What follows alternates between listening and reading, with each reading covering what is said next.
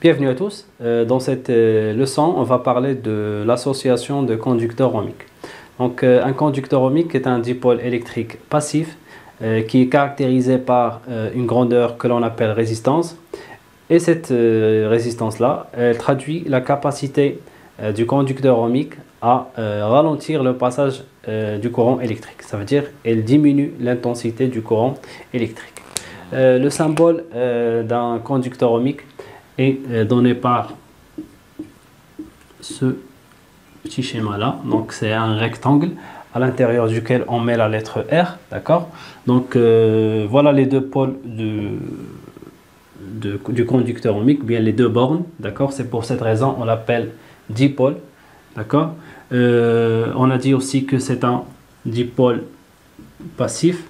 Donc que veut dire un dipôle passif? Ça veut dire que lorsque le conducteur ohmique n'est pas branché, d'accord, dans un circuit électrique, ça veut dire lorsque l'intensité du courant qui le traverse est égale à 0. Et si on met un voltmètre, on branche un voltmètre à ces bornes, on va trouver une tension qui est nulle, d'accord. Donc ça, ce qu'on veut dire par passif. Donc lorsque le courant ou bien l'intensité du courant électrique qui parcourt le conducteur ohmique est nulle, la tension est nulle également, d'accord. Donc c'est l'inverse d'un dipôle actif, d'accord. Donc un dipôle actif, lorsqu'il n'est pas branché, ça veut dire lorsqu'il n'est parcouru par aucun courant électrique et on branche un voltmètre à ces bornes, on va trouver une tension qui n'est pas nulle, d'accord. Donc lorsque I égale à 0, on va trouver que U, ou bien la tension, est différente de 0. Donc ça, s'il vous plaît, faites la distinction entre dipôle passif et dipôle actif. Donc un exemple de dipôle actif comme la pile, d'accord. Donc si on prend une pile isolée, d'accord, il n'est pas branché, et on mesure la tension à ces bornes, on va trouver bien sûr une tension qui n'est pas nulle. D'accord. Donc ici j'ai schématisé deux cas. Le premier cas, c'est un circuit contenant une lampe, un ampèremètre et un générateur. Et ici j'ai la même chose. J'ai juste rajouté un conducteur ohmique de résistance R. Donc ici, le but de cette expérimentation, on va dire, c'est juste pour voir l'influence d'un conducteur ohmique, voilà, dans un circuit électrique. Bien sûr, ici, le courant qui circule, on va avoir une valeur qui est égale à peu près 0,3. Donc, c'est juste un exemple. Donc, c'est une valeur aléatoire. Mais ici, l'ampèremètre, il va afficher une valeur, d'accord, qui est égale à 0,2 ampères. Donc, on dit que le conducteur ohmique, il résiste ou bien il s'oppose au passage du courant électrique. Donc c'est pour cette raison il est caractérisé par la grandeur, c'est-à-dire cette capacité qu'il a, d'accord, cette capacité à résister au passage du courant électrique, on la traduit, d'accord, physiquement par une grandeur que l'on appelle la résistance, d'accord, et on le note par R, et son symbole, son unité dans le système international des unités, c'est l'ohm, d'accord, et son symbole c'est oméga, d'accord. Et on peut aussi caractériser les conducteurs ohmiques par leur capacité à laisser passer le courant électrique ou bien à conduire le courant électrique. Donc on peut les caractériser aussi par une grandeur que l'on appelle la conductance. Ça c'est la conductance.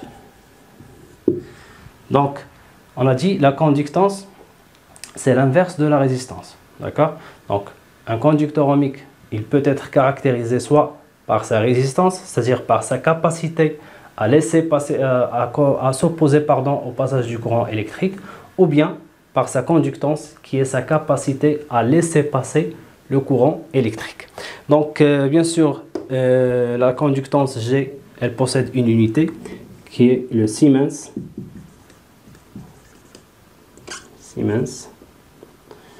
Et de symbole S majuscule. Et la relation bien sûr, entre R et G, ça veut dire entre la résistance et la conductance. C'est bien évidemment, on a la conductance, c'est l'inverse de la résistance. Donc tout simplement, on peut écrire R égale à 1 sur G. D'accord? Donc bien sûr, ça c'est en ohms, ça c'est en Siemens. Donc si un conducteur possède une résistance qui est grande, d'accord, il va avoir une conductance qui est faible. Donc c'est ce qui est totalement logique, d'accord. Et si bien sûr il possède une résistance qui est petite, d'accord, c'est-à-dire qu'il a une grande conductance.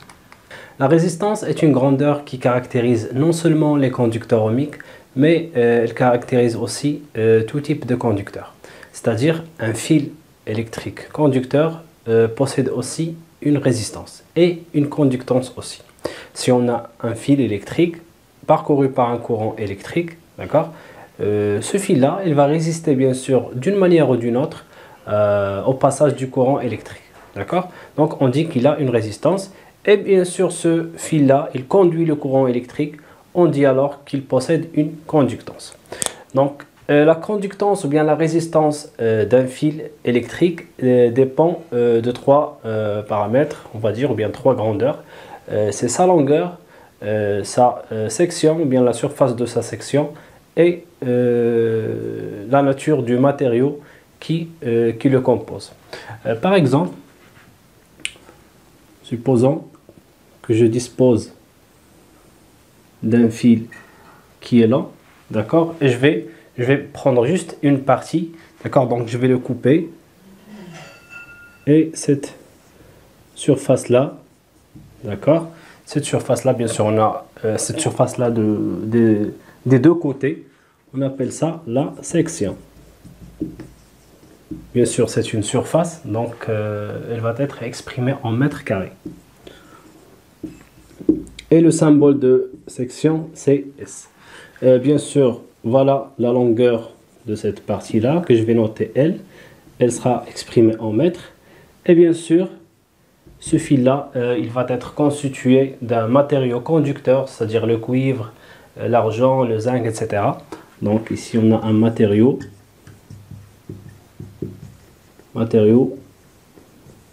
conducteur. Donc ça peut être du cuivre, du zinc, etc. Donc on a dit que ce fil-là, il possède une résistance. La résistance de ce fil-là, ou bien de ce conducteur filiforme, est donnée par la relation suivante. Donc R égale à cette grandeur-là qui est ρ, multiplié par sa longueur, divisé par la section du fil. Donc on sait que R ça désigne la résistance en ohms, L c'est la longueur du fil en mètres et la section c'est en mètres carrés. Donc il nous reste de chercher l'unité de cette grandeur là. En fait cette grandeur est appelée la résistivité.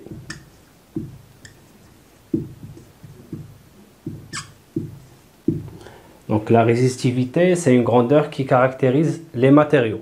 Donc chaque matériau possède sa propre résistivité, ça veut dire la capacité qu'il possède à résister au passage du courant électrique. Donc le cuivre possède une résistivité, le zinc possède sa propre résistivité, etc. Donc l'unité de la résistivité, on peut la chercher en isolant ρ. Donc, d'après cette relation, on peut trouver que ρ égale à la résistance fois S sur L. Donc, de point de vue unité, R c'est en ohms, S c'est en mètres carrés et la longueur c'est en mètres. Donc, en simplifiant par mètre, dans voilà, le dénominateur et le numérateur, on va trouver que ça égale à oméga fois m, c'est-à-dire ohm fois mètre. Et ça, c'est l'unité de la résistivité. La résistivité s'exprime en ohm fois mètre. D'accord? Donc, passons maintenant à la conductance. Donc, la conductance de ce fil, bien sûr, elle est donnée par cette relation-là. Donc, le symbole de la conductance, c'est, on a dit, c'est G. Elle dépend aussi de trois paramètres qui sont la longueur, la section et une autre grandeur. Donc, pour la résistance, on a dit, c'est la résistivité, mais pour la conductance, c'est la conductivité. D'accord? Et on la symbolise par ce symbole-là qui est sigma, sigma minuscule. D'accord? Donc G égale à sigma fois la section sur la longueur du fil. Donc on va chercher l'unité de sigma. D'accord? Donc G, on a dit, c'est en Siemens. D'accord? Siemens. S, c'est en mètres carrés. Et L, c'est en mètres. Et bien sûr, la conductivité, on a dit, la conductivité. Donc, en isolant sigma, on va trouver qu'elle est égale à quoi? À G fois L sur S. Donc, en faisant la même chose qu'ici, on va trouver que sigma s'exprime en Siemens par mètre, parce que la longueur c'est en mètres et la surface, ou bien la section, c'est en mètres au carré. Donc en simplifiant, on va avoir Siemens par mètre. Donc ça, c'est l'unité de la conductivité. Voilà. Donc s'il vous plaît, retenez ces deux choses. On a dit tout fil conducteur, il peut être caractérisé par soit sa résistance ou bien sa conductance. La résistance s'exprime par cette relation-là, qui est ρ fois la longueur fois la surface de la section. ρ, on a dit, c'est la grandeur qui caractérise le matériau voilà, constituant le fil. Donc chaque matériau possède sa propre résistivité. Et la même chose ici, on a cette grandeur qui s'appelle la conductivité. C'est une grandeur qui caractérise la capacité d'un matériau, du cuivre, de zinc, de fer, à laisser passer le courant électrique. On passe maintenant à la caractéristique d'un conducteur ohmique.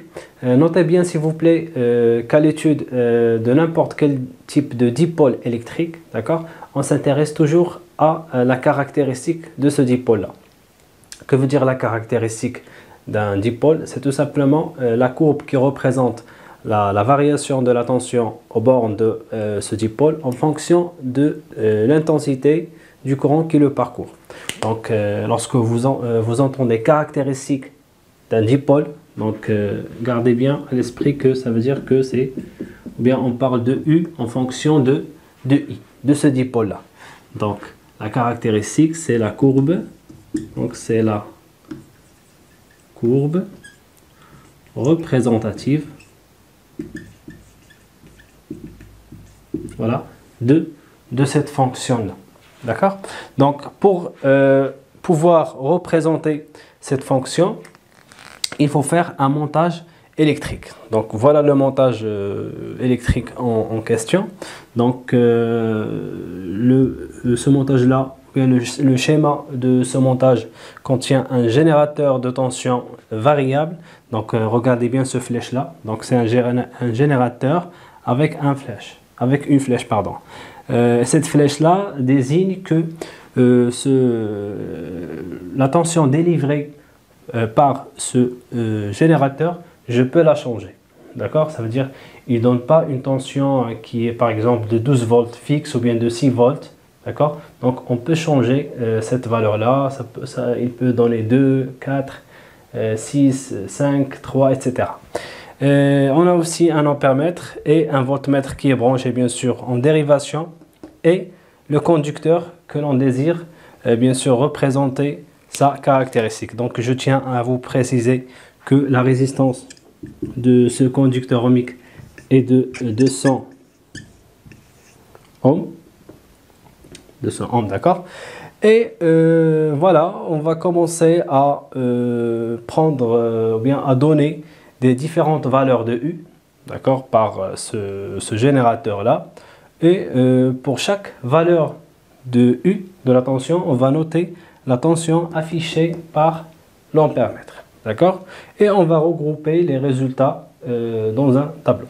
Donc voilà le tableau où je vais inscrire les résultats. Par exemple, je vais prendre 5 valeurs. Ça, c'est la tension en volts. Et I, je vais l'exprimer en milliampères parce que les valeurs de l'intensité qu'on trouve sont exprimées généralement ou bien très souvent en milliampères. Bien sûr, et l'unité internationale de l'intensité du courant électrique, c'est l'ampère, d'accord? Et U, c'est volt. Voilà, donc dans un premier temps, donc l'interrupteur est ouvert, donc il n'y aura pas de courant qui circule ici. Par conséquent, puisqu'il n'y a pas de courant qui circule dans le conducteur ohmique, bien sûr, puisqu'il est un dipôle passif, il n'y aura pas de tension à ces bornes. Donc on va avoir, si bien sûr I égale à 0, U sera égal à 0 aussi. D'accord? Après, je vais fermer l'interrupteur là. D'accord? Et on va changer, on va donner avec voilà, le bouton rotatif de ce générateur là. On va délivrer une tension qui est égale à, on va dire, 2 volts. D'accord? Et on va lire, bien sûr, 2, c'est la tension affichée par le voltmètre. D'accord? Après, on va constater que voilà, l'ampère-mètre affiche la valeur 10 000 ampères. D'accord? Donc, je vous donne les résultats d'une activité expérimentale dont les mesures sont déjà faites. D'accord? Après, je commence à augmenter la tension délivrée. Par exemple, je donne 4. Après, l'ampère-mètre, elle va afficher la valeur 20 mA. Après, j'augmente, je fais 6. Celui-ci va afficher 30, 8, 40, etc. D'accord? Donc, moi, je vais m'arrêter ici. Et après, je trace. D'accord? Je trace U en fonction de I. Donc, voilà les deux axes où je vais représenter ces différentes valeurs. Notez bien que cet axe-là, d'accord, donc par analogie, U égale à F de I, c'est comme Y égale à F de X. D'accord, c'est la même chose. Donc, l'ordonnée, c'est Y. Dans ce cas, ici, l'ordonnée, c'est U. C'est très important. Bien sûr, U, il s'exprime en volts. D'accord? Et on a F de X, ça veut dire X ici correspond à AI, l'intensité du courant électrique. Et les valeurs de I sont données en milliampères. Donc voilà, milliampères. Et après, j'inscris les différentes valeurs voilà, dans les courbes. Donc, on a 0 avec 0, voilà, le point de départ.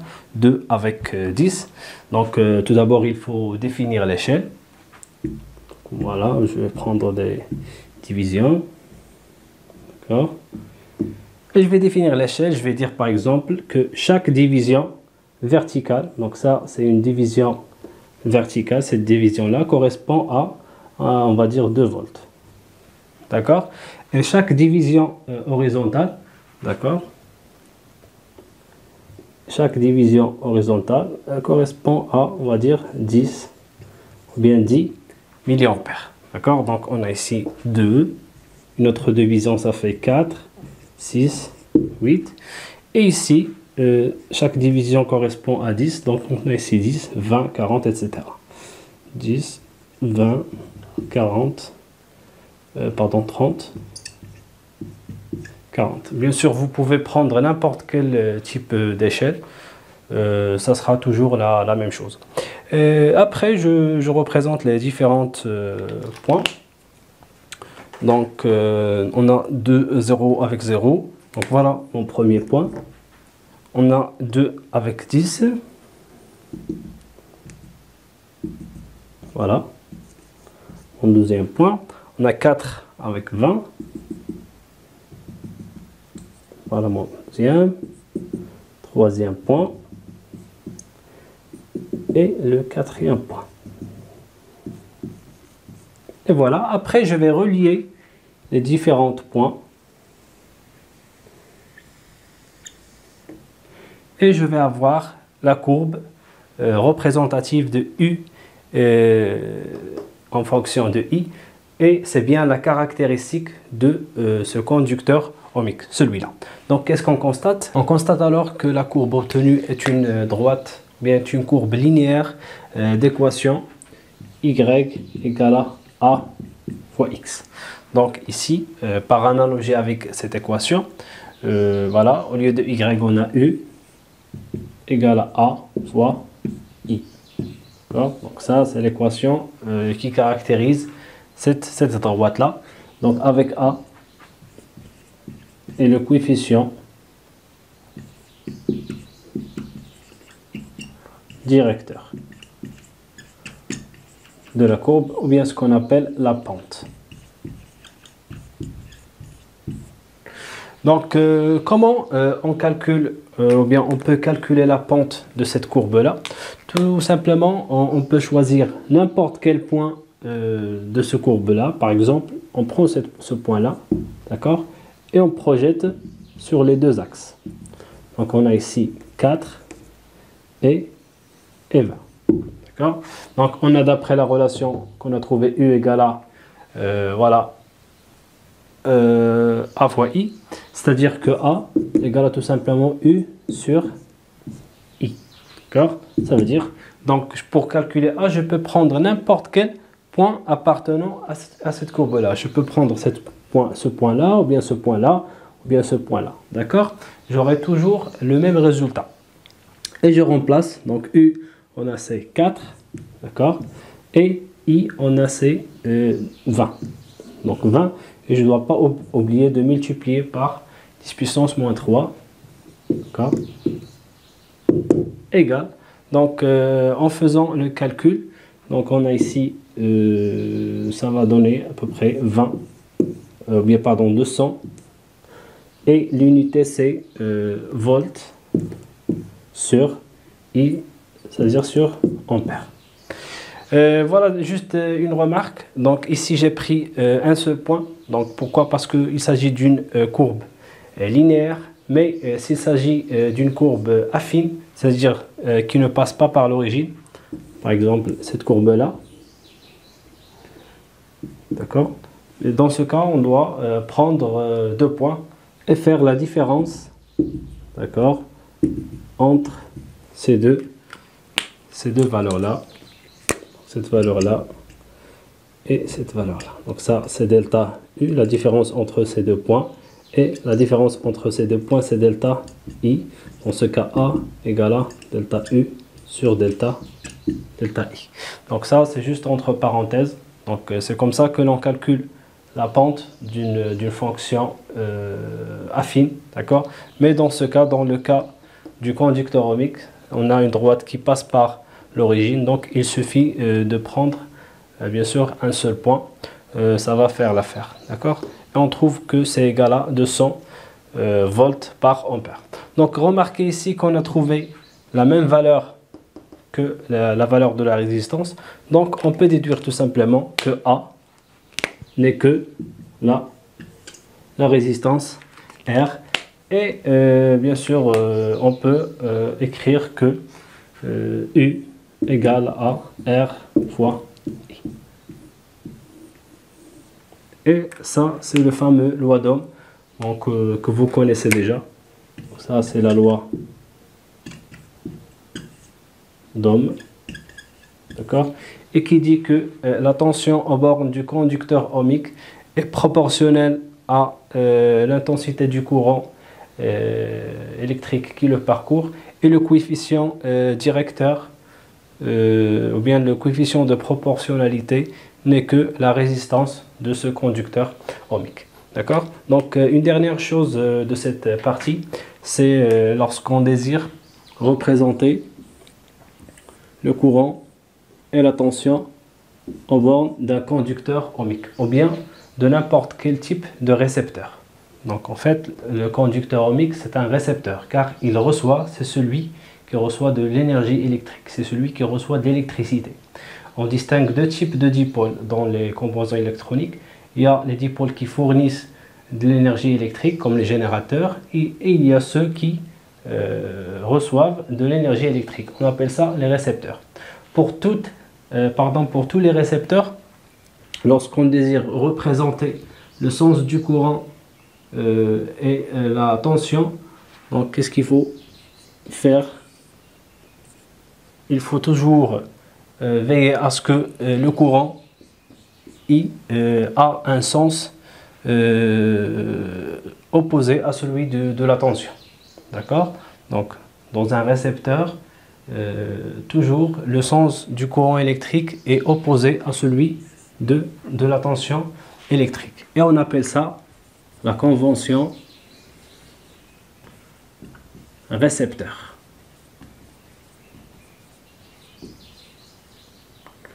D'accord? Donc, notez bien cette convention. Donc, la convention récepteur dit que le sens de I et le sens de U, attention, sont toujours opposés. Et il y a aussi la convention générateur. Donc la convention générateur. Et bien sûr, comme son nom l'indique, ça concerne les générateurs uniquement. Donc dans un générateur, qu'est-ce qu'on trouve? On trouve que I, d'accord? Et attention à ces bancs, je vais appeler ça UPN. Voilà P, voilà N. D'accord? Dans la convention générateur, I et U, ils ont le même sens. Donc, il faut faire très attention à ces deux conventions lorsqu'on désire, ou bien lorsqu'on vous demande de flécher un schéma. Donc, il faut faire attention à ce que le courant électrique a un sens différent ou bien opposé à celui de la tension électrique dans un conducteur ohmique ou bien dans tous les récepteurs. Donc, voilà, c'est tout pour cette partie. Je vous donne rendez-vous dans la deuxième partie. Très bon courage à vous. Au revoir.